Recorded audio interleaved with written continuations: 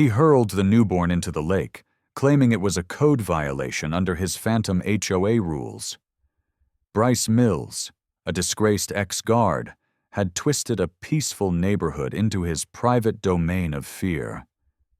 But he never calculated that the baby's father was Jason Callow, a former Navy SEAL with absolutely nothing left to lose. And just wait until you witness the chilling twist that followed, and how justice came crashing down in the end. The sun was just breaking the horizon over Lakewood County, spilling a pale amber light across silent rooftops and dew-slicked lawns. The air was heavy, holding the kind of stillness that exists only in the moments before the world violently wakes. Birds began to stir in the ancient oaks that lined the streets, their first tentative calls a prelude to the day's chorus. The rhythmic hiss of sprinklers was the only sound breaking the silence, each one marking time in a world that still felt asleep. In his backyard, I stood over the grill, flipping pancakes with one hand, a baby monitor clenched in the other. After 12 years in the Navy SEALs, I'd traded kill zones for the sizzle of batter, and I embraced the change. The smell of charcoal and maple syrup had replaced the acrid scent of cordite and diesel. It was a trade I had made willingly, a peace I had earned. My wife, Emily, was inside with our newborn son, Logan, who had finally surrendered to sleep after a brutal night of colic. The small victories of fatherhood, I was learning, were as profound as any battlefield triumph. I was still recalibrating to the rhythms of civilian life, mowing lines in grass instead of sweeping sectors in buildings, manning a grill instead of an overwatch position. The muscle memory of a decade at war was a hard thing to overwrite. Simple sounds could still trigger a cascade of tactical assessments I had to consciously suppress. A car backfiring wasn't an IED. A slamming door wasn't a breach. I'd bought our new home in what the realtor pitched as a model HOA community, a place where everything was allegedly safe, organized, and tightly controlled. It was that last detail, the promise of a predictable, orderly world for my son to grow up in, that had sealed the deal. It was also the detail I'd fatally underestimated. The first time I encountered Bryce Mills, the self-appointed HOA enforcer, I dismissed him as a man-child who never stopped playing dress-up. He was a caricature of authority, a walking parody of the men I had served with. The man wore a patched-up security uniform with forged credentials, brandished a clipboard like a royal scepter, and stalked through the neighborhood like he was the warden of a prison yard. He issued warnings for mailbox colors and sidewalk chalk as if they were federal indictments. I had seen men like him before, not in that uniform, but with that same posture. Delusions of grandeur, control freaks who shattered when reality refused to kneel to their will. They were harmless, I'd thought. Annoying, but ultimately impotent. Still, I never imagined Bryce could escalate into a genuine threat. That was a failure of imagination I would never forgive myself for. That morning, I was plating the last pancake when Logan's soft coo crackled through the monitor. I smiled, the tension in my shoulders easing for the first time since dawn. I wiped my hands on a towel and moved inside to pull a bottle from the warmer. It was a 30-second window. A sliver of time in an otherwise perfect morning, just long enough for a predator to strike. Then tires shrieked. A guttural roar ripped through the morning calm, followed by the sickening crunch of metal on metal. My combat instincts detonated. The pancake platter crashed to the floor. I didn't register the sound. I was already moving, my body reacting before my mind could process the threat. I dropped the bottle, launched myself onto the porch, and froze. At the end of my driveway, Bryce Mills stood beside a beat-up pickup, a cheap HOA enforcement magnet slapped crookedly on the door. His eyes were wide, unblinking, his entire body vibrating with a manic energy, and cradled in his arms, the stroller, with Logan inside. My heart hammered against my ribs, a frantic, trapped thing. The world narrowed to a single, horrifying tableau. "Code violation!" Bryce bellowed, hoisting the stroller like a trophy of war. His voice was shrill, cracking with a perverse sense of triumph. "What are you?" My scream was cut short as Bryce bolted, not toward the street, not to a vehicle. He ran for the lake. A cold dread, colder than any fear I had ever known in combat, seized me. I gave chase, my bare feet slamming against the unforgiving concrete and then the wet, slick grass, adrenaline mainlining into every cell in my body. I roared Bryce's name, the words tearing my throat like shrapnel. "Stop! Put him down!" The commands were instinctual, the voice of a man used to being obeyed, but they were lost in the quiet morning air. We hit the lakeshore in under 15 seconds. An eternity. I was maybe 3 steps behind when Bryce pivoted at the water's edge, his face a mask of twisted righteousness. "HOA regulations!" Bryce screamed, his voice cracking, pupils blown wide with madness. "No unapproved objects left in public view!" And with a two-handed heave, he launched the stroller into the water. A single splash, a ripple that spread and then vanished. Then Bryce himself vanished into the tree line, swallowed by the morning fog. I didn't hesitate. I didn't scream. I dove. The world stopped. Time collapsed into a single, frozen moment. As the stroller sank beneath the lake's placid surface, the water folded over it, silencing it completely. No sound, no struggle, just a deafening stillness that violated every law of nature. I didn't think. I didn't scream. I didn't breathe. I moved. It was pure instinct, a function beyond decision. A body forged for combat was now answering a call far more primal, a biological imperative that superseded all training. I hit the water like a torpedo, slicing through the frigid surface in a single, clean entry. The cold was a physical blow, a shock that should have stolen my breath, but I didn't register it. What burned through my veins wasn't temperature.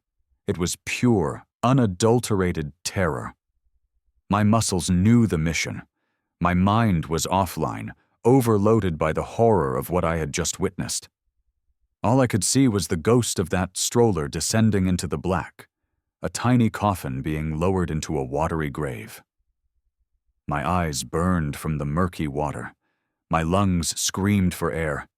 Every second was a sledgehammer against my chest, counting down to a failure I could not possibly survive.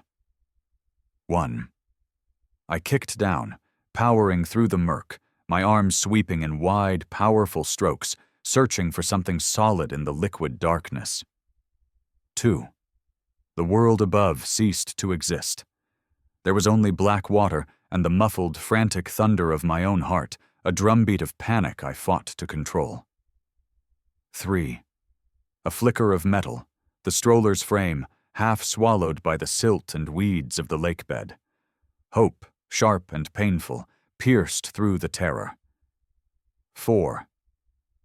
I seized it, my fingers closing around the cold, unforgiving steel. I yanked.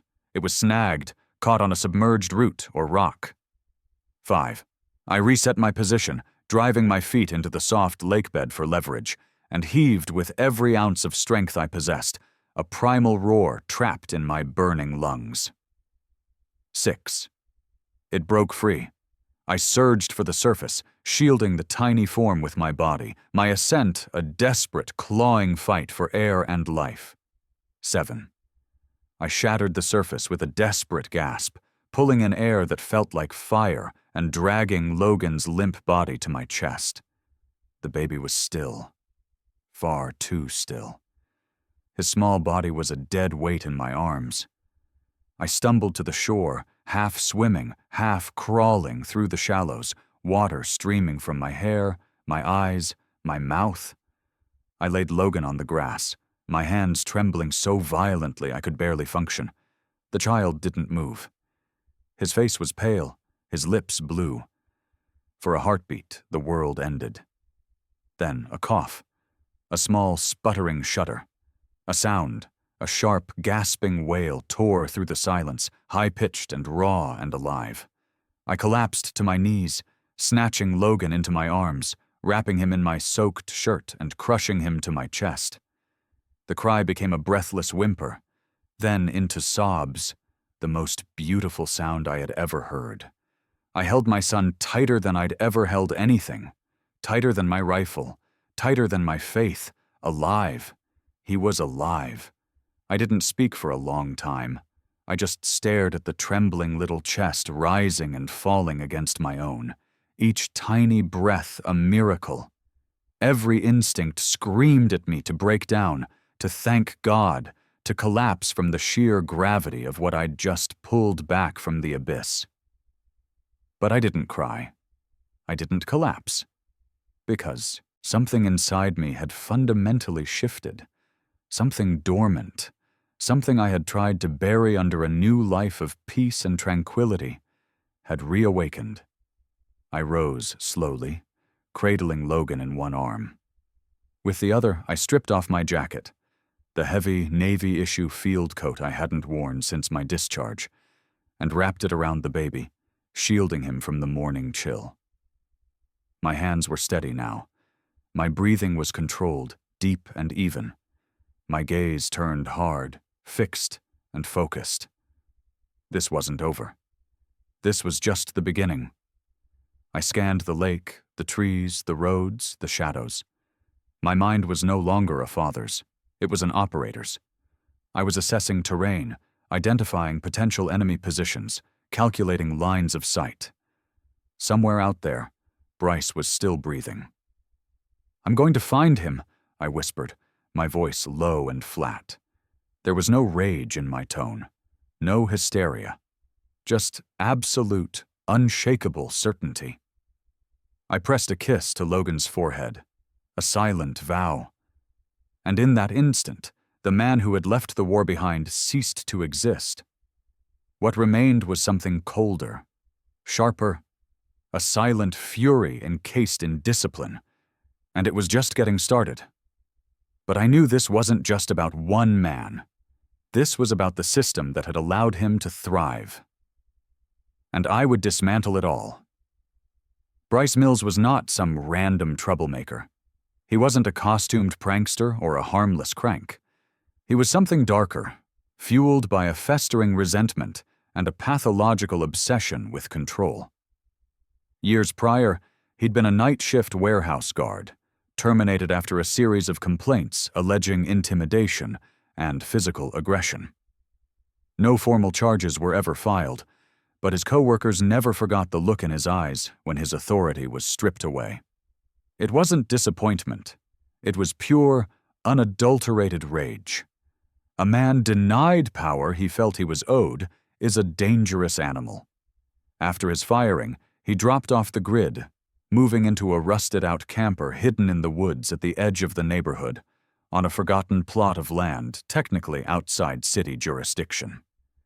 From that fetid nest, he built his new reality. He called it the HOA Tactical Unit. Most residents laughed it off. At first, it was a joke, a sad man playing soldier in their peaceful suburb. He printed counterfeit citations on cheap paper and shoved them in mailboxes. He created violation tags for offenses like excessive grass density and unauthorized garden gnomes. But then the joke stopped being funny. He started appearing on doorsteps, in uniform, a dark navy jacket, tactical boots, a knockoff badge pinned to his chest. He carried a clipboard, a radio, a mag light, the complete arsenal of feigned authority.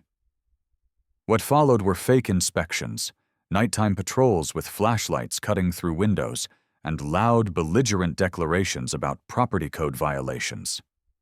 He claimed he possessed escalation powers for non-compliance, a vague but menacing threat that hung in the air. Most neighbors were unnerved, but they submitted. Nobody wanted a confrontation. It was easier to trim the hedges than to argue with the crazy man in the fake uniform. Some suspected he was mentally unstable. Others feared retaliation. A few even complied with his demands, repainting fences and moving trash cans just to make him go away. But when Logan was thrown in the lake, everything changed. The simmering fear that had kept them silent finally boiled over. Silence became whispers. Whispers became stories. Stories became sworn statements. People started coming forward, quietly, carefully. Not to the police, not yet. They went to the one man they knew could act. Me. My home became a makeshift command center. They came one by one, their faces etched with a mixture of fear and resolve. A neighbor named Helen, a retired schoolteacher who lived near the woods, recalled seeing Bryce standing waist-deep in the lake weeks earlier, in full uniform, as if conducting some twisted training drill. "He was just staring at the water," she said, her voice trembling, like he was waiting for something. Another man, Aaron, a mechanic with grease-stained hands, mentioned seeing Bryce hauling heavy wooden crates to a hidden shack deep in the woods behind the ridge. "I thought he was just a hoarder," Aaron admitted, his eyes filled with regret. "I should have known it was something worse." A teenage boy, no older than 16, admitted Bryce once followed him home late at night, scribbling notes on a pad every time the kid looked over his shoulder. "He never said anything," the boy whispered. "He just watched me. It was the creepiest thing that's ever happened to me." One woman, a young mother like Emily, even produced a photo, taken from a distance on her phone, of Bryce in a backyard measuring the height of the grass with a ruler, a holstered object clearly visible on his hip. "I sent it to the HOA board," she said, her voice thick with anger. "They told me he was a certified security consultant and that I should respect his authority. They did nothing." No one had acted before, but now they demanded to be heard. And I listened. I took no notes. I asked for no dates or times. I just listened, my expression arctic, my eyes locked on each speaker as the portrait of a monster came into focus. Each detail was a piece of a larger mosaic, a puzzle of madness and neglect, revealing a man who had long ago stopped pretending. Bryce Mills believed he was the law, and the world was his to command. And the HOA board, through either cowardice or complicity, had handed him the keys to the kingdom. I wasn't collecting evidence. I wasn't building a legal case. This wasn't for a courtroom. This was for something else, something quieter, faster, justice measured by the only code I had ever truly trusted, the kind you don't write down, the kind you carry with you. But what these neighbors didn't know was that their testimony wasn't just building a case against Bryce. It was building one against the entire rotten structure that had allowed him to operate. I found the trailer 2 days later. It was buried deep beyond the ridge, where the trees grew dense, and the land fell into a forgotten hollow, a place the manicured lawns of the neighborhood had long since forgotten. Overgrown weeds clawed at the flat tires. Rust bled across its faded aluminum shell like a festering wound. To anyone else, it looked abandoned, a relic of a bygone era left to rot in the woods. But I saw the faint trail pressed into the dirt, the fresh boot prints, and heard the low, almost imperceptible hum of a battery-powered generator. He was close. I didn't knock. I moved to the door, my hand resting on the rusted handle, my senses on high alert. The door was unlocked. I opened it and stepped inside, my movements slow, deliberate, the way I would enter a hostile building in a foreign land. I wasn't greeted by a home. It was a shrine to obsession. The air was thick with the smell of stale coffee and damp paper. The walls were plastered with newspaper clippings and neighborhood newsletters. The faces of residents were pinned under a chaotic web of red string, a real-life crime board born of a diseased mind. There were detailed maps of the area, marked with property lines, fence heights, and security camera blind spots.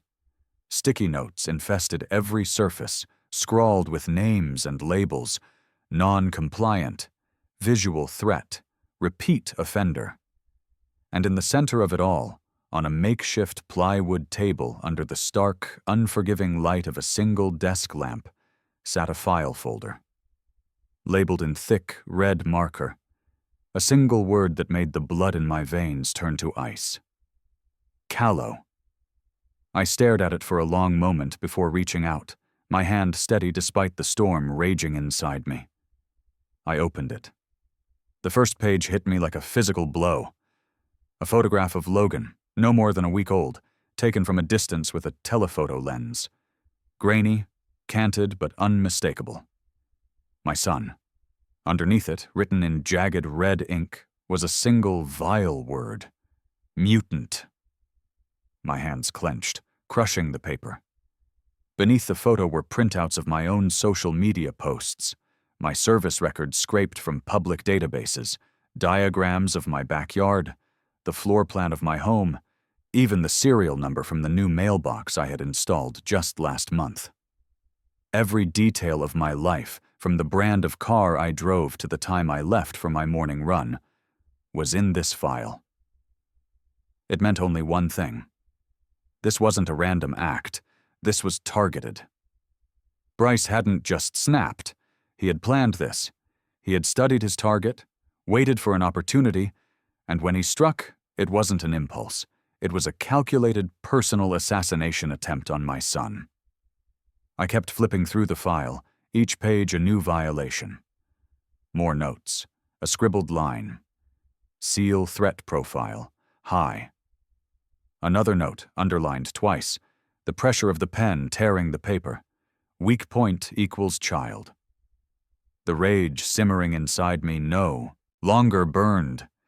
It crystallized into something cold and sharp, a diamond of pure, focused hatred. This man hadn't just crossed a line. He'd built a fortress on the other side of it, a fortress of madness and obsession. And the most chilling part? Bryce had left it all here, laid out like a trophy, as if he was daring me to find it, as if he was waiting. My gaze swept across the trailer one last time. It fell on a cracked photo frame nailed to the wall. It held a black and white picture of a younger Bryce in a security guard uniform, the glass fractured across his smiling face. Scratched beneath it in pen was a motto, a glimpse into his twisted ideology. Order is earned, not given. I turned, stepped outside into the clean air, and closed the door behind me. I knew exactly what this was now. This wasn't an act of madness. It was a declaration of war, a challenge. And I had just accepted the terms. But Bryce had made a critical error. He thought he was challenging a man.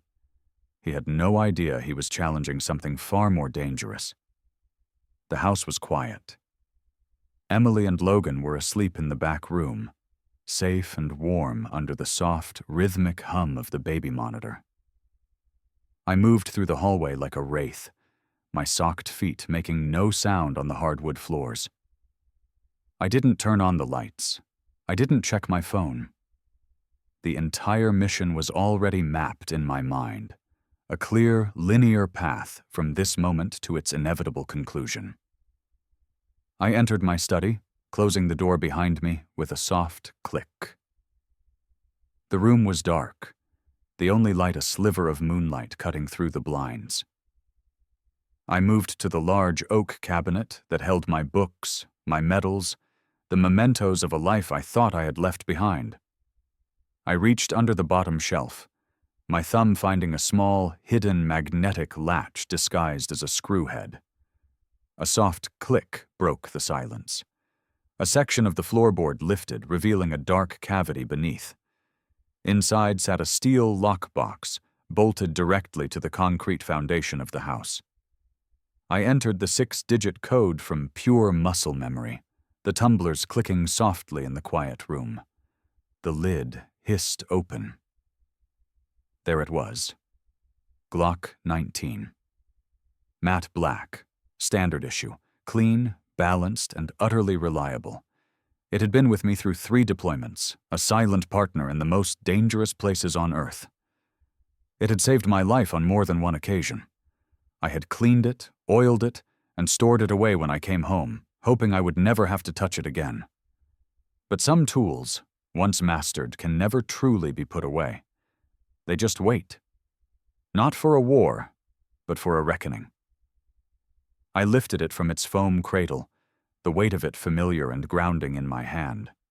I ran a soft, oiled cloth over the slide, the movement a ritual I had performed thousands of times. I inserted a full magazine, the click of it seating home a sound of finality. I racked the slide, chambering around. The sound was soft, mechanical, precise. A sound that didn't echo but settled deep inside. You, a promise of what was to come. 17 rounds. I checked the magazine, counting not with numbers but with my breath. Every click of the spring was a reminder of who I was beneath the suburban facade, beneath the baby carrier and the neighborly nods. I was a man trained for exactly this, not in rage, not in panic, but with absolute, terrifying clarity. I holstered the Glock in a simple, inside-the-waistband holster that I had also kept. I moved to the closet. From the very back, behind the suits and dress shirts of my new life, I pulled the gear I hadn't touched in years. A pair of soft-soled tactical boots that made no sound, a dark, lightweight field jacket with pockets designed for silence and easy access to equipment. A simple black cap that I pulled low over my eyes. I glanced in the mirror once, a dark shape in the moonlit room. The reflection staring back wasn't a suburban father. It was the man who knew how to read terrain, anticipate movement, control his breathing, and end chaos before it could spread. He didn't move like a man seeking revenge. He moved like a man executing a mission with no rules of engagement, no chain of command, and no margin for error. I stepped outside, letting the door click shut behind me. The night air was still and cool. The streets were empty, bathed in the pale, sterile glow of the streetlights. I didn't need a map. I didn't need to track him. I knew Bryce wouldn't have run far. Not after leaving a deliberate trail, a breadcrumb of madness leading directly to me. People like Bryce don't hide. They wait. They return to the source of their power, the scene of their greatest triumph. I glanced toward the horizon, where the silhouette of the lake shimmered under the silver glow of the moon. That's where Bryce would be, where it all began. I didn't flinch. I didn't speak. I walked, and with every step, I shed the weight of civilian life, the pretense of peace, until all that remained was purpose and steel. He thought he was waiting for a father. He had no idea he was waiting for a ghost. The fog was thick over the lake, clinging to the ground like a shroud. The trees along the shore stood like silent, skeletal sentinels, their branches frozen in the windless air. The silence was absolute, a heavy, oppressive blanket broken only by the slow, rhythmic lap of water against rock. It didn't feel like night. It felt like the hour before something irreversible, a moment suspended in time. I emerged from the woods without a sound. My boots moved through the wet grass, my breath even and controlled, my heart a steady, slow drumbeat in my chest. There was no emotion left on my face, only focus, purpose. I saw the shape ahead, a dark silhouette against the pale mist, exactly where I knew it would be. Bryce Mills, standing at the water's edge, motionless in the fog. One arm hung loose at his side, the other was cradling a short-barreled shotgun, its form unmistakable even in the gloom. I didn't flinch. I simply advanced, my steps measured, closing the distance between us. Bryce turned his head slowly, the way someone might when hearing footsteps in a dream. "I knew you'd come," he muttered, his voice hoarse, raw, as if he hadn't spoken aloud in hours. "Took you longer than I expected?" I stopped 30 feet away. No words, no movement. I was a statue carved from the night. Bryce offered a faint, cracked smile, something in his face glassy and broken. "You think you're the judge here? I did what your precious HOA was too weak to do. I enforced order. I brought discipline to this chaos." Still, I remained silent. My silence was a weapon, a void that he felt compelled to fill with his madness. Bryce's hand twitched on the shotgun. He was losing control, the confrontation not playing out the way he had envisioned it in his sick fantasies. He raised the weapon. The blast shattered the night, a deafening roar that tore through the fog and ripped through the underbrush behind me. It missed. I was already moving left, pure reflex, my feet finding purchase on the slick earth with the practiced balance of a man who had run operations in deserts, jungles, and mountains. My pistol was already up. Not rushed, not panicked, but with the deliberate, economical motion of a master craftsman selecting his tool. The first round from my Glock hit Bryce in the shoulder, spinning him around. The second tore through his thigh, collapsing his leg beneath him.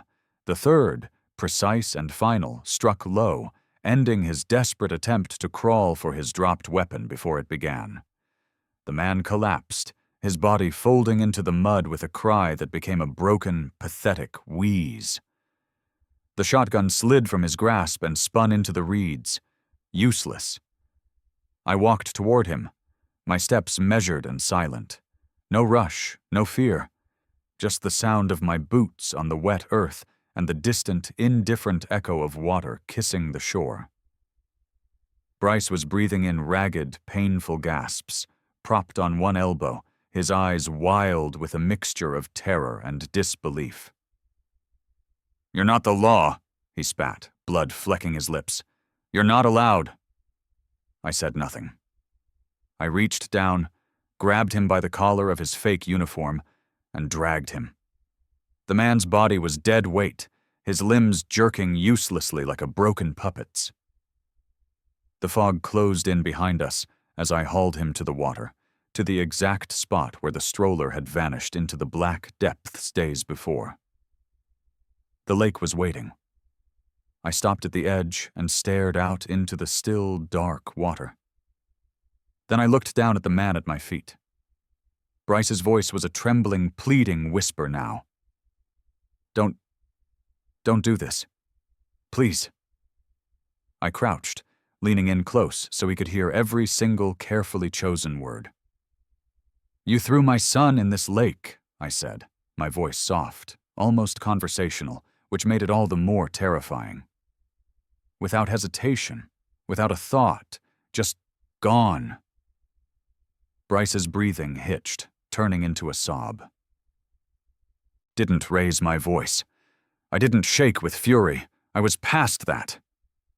"This isn't payback," I said, my voice as cold and calm as the lake itself. "This is clarity." Bryce writhed, grabbing at my sleeve with a muddy, trembling hand. I didn't move. "You wanted him to drown," I continued, my eyes locked on his. "You called it code enforcement. You saw a child and you saw a target." I paused, letting the words sink in. "Now you're going to feel what he felt." With one hand, I pulled Bryce a foot closer to the water's edge. The cold lake lapped at his wounded legs.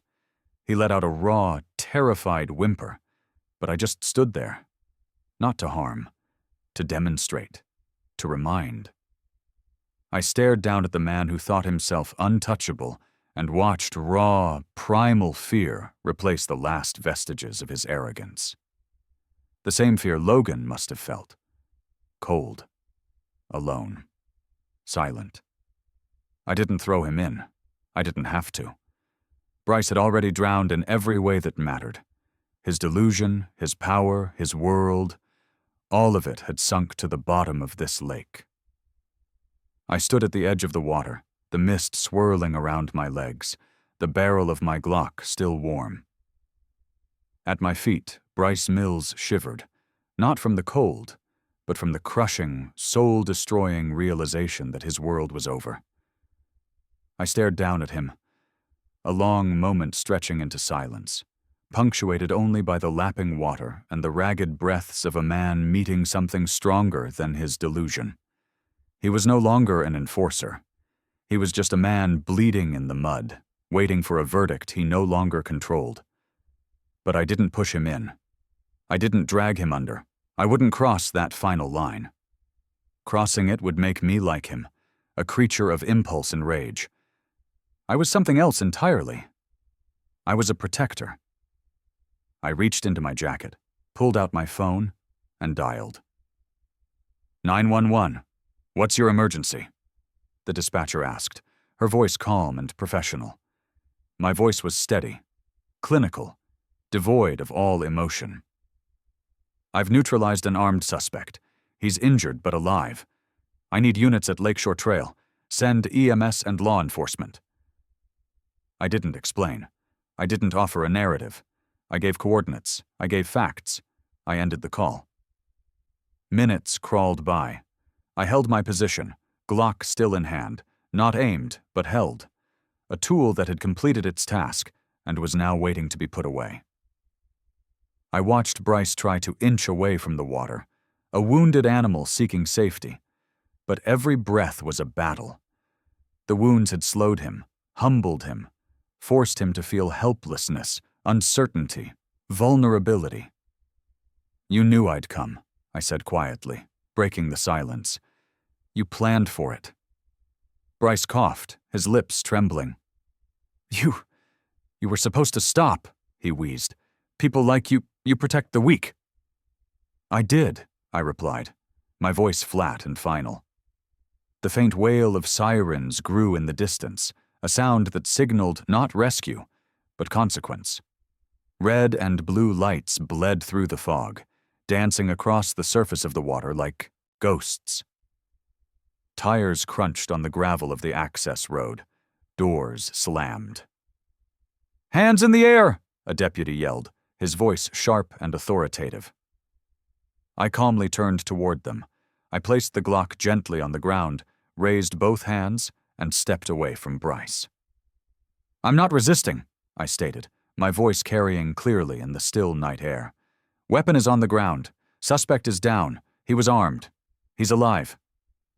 The officers moved in, a wave of precise, trained action. Two covered me. Another moved to secure Bryce. A fourth collected the pistol, handling it with care.